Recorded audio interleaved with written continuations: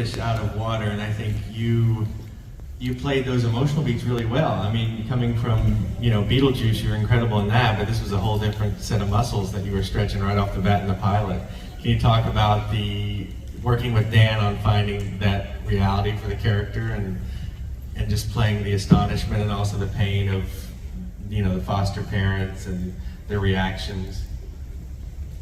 Yeah, I think it was, my number one direction was just don't sound like Lydia. That was the most important thing.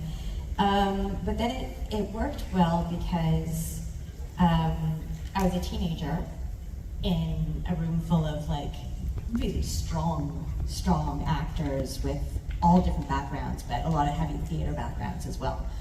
And that kind of really played into it, so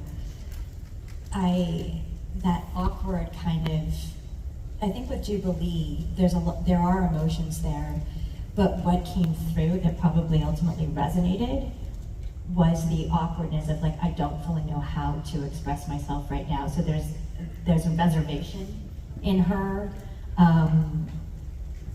when she would sort of be sassy to make up for a lot of her, just not knowing what to do in a situation. And that I felt really at home with because it was a very different scenario than what I had been used to. And I think the best direction, aside from Sydney, I want her just raking me over the coals to not sound like Lydia, was that it was allow yourself to live in those difficult moments, those awkward pauses, the not knowing how to emote in a situation. So you can tell there's a wall there until story-wise it would start to come down. So yeah, everybody, Dan Hennessy was great, but we also had 8,000 other guys there from Fox, from Saban, from Marvel, so many of you guys in that room. Most of the time when we were in the booth, especially for that first season, we'd do a scene maybe 2 pages long or something. We record, and Dan would be like, okay, hold on. It goes silent. And then we're just in that room, and we're hanging out with each other in the studio, looking through, we can see through this window into the control room, and all you see is these guys, and they're like,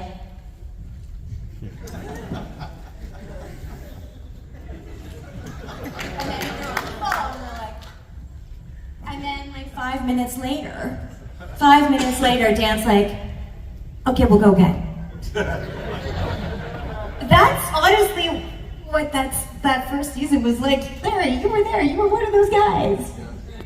Yeah, so I think by the end of that season, what Jubilee was feeling came from a very place of truth for me personally.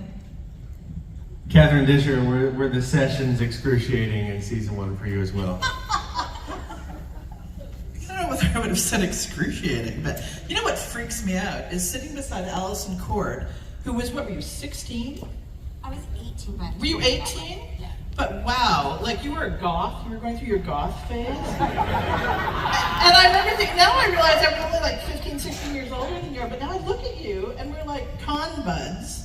And Alyson, she's directed me in animation, and you're obviously not the same age as me now. It's not like we've caught up or anything, but it's just so weird that you were a teenager and here we are anyway. Okay, sorry, I don't even remember what your question was. Excruciation. Excruciating, kind of like my answer. People So she associates the word excruciating with me. Thanks.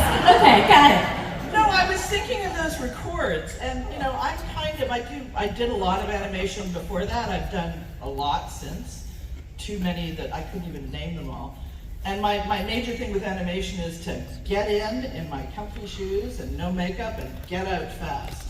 And during the pandemic, I've been literally doing it in my pajamas from my bedroom in my home studio. So these group records would go on for hours because you're doing a group scene and maybe you didn't need to do your line again, but they needed to do it again for someone else's line, and then they'd go through and do pickups from individuals, and we were smoking. People were smoking in the recording booth. And What's wrong with that? Sometimes we'd catch fire. Sorry. But you know, it's invaluable. At the beginning of any cartoon, I really love being in a group record so you can hear what world you're in. You can hear the other actors, you get a sense of where everyone's coming from, what their voices are like, you know what world you're in.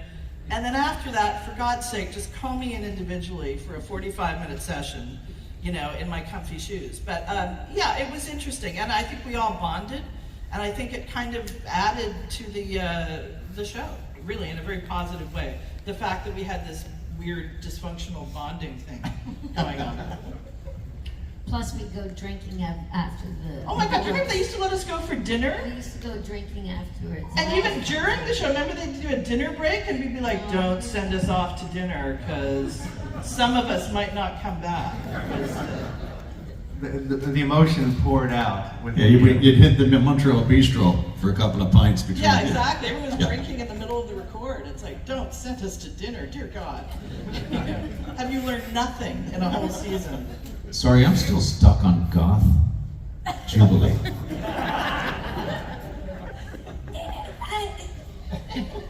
Sorry, I didn't mean to say that. Okay, so it honestly, like Lydia, when Beetlejuice the movie came out, that was actually me. That was me.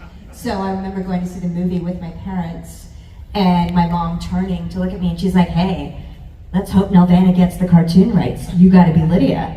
And I was like, "On it."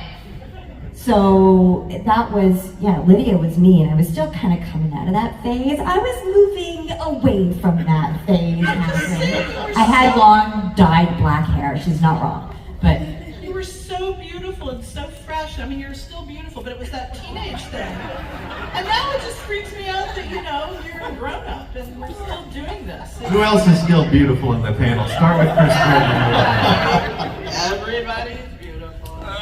God, actors are so Ray Stevens. Everything is beautiful.